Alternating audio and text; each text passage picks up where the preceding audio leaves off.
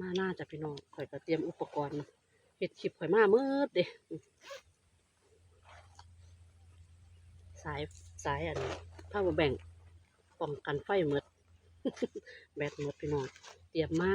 ถ้าเป็นที่ตื่นเขาต้องเตรียมพร้อมpower bankเขาก็เตรียมมาโทรศัพท์เขาก็เตรียมมาเฮ็ดคลิปนะจ๊ะข้าวต้มขนมเขาก็เตรียมมามืดแต่พี่น้องอันนี้เขาก็เตรียมมาคือกันหามีคนขายของผ่านหน้าบ้านโอผ่านหน้า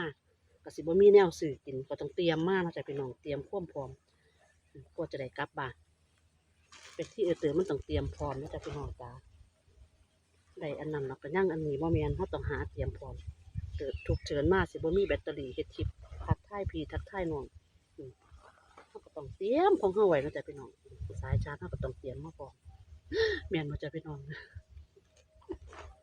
กระเป๋ามันกระเป๋าไปเที่ยวเด้อกระเป๋าอุปกรณ์กระเป๋ากระเป๋ามือถือกระเป๋าpower bankกระเป๋าหลายๆกระเป๋าสารพัดประโยชน์จ้ะพี่น้อง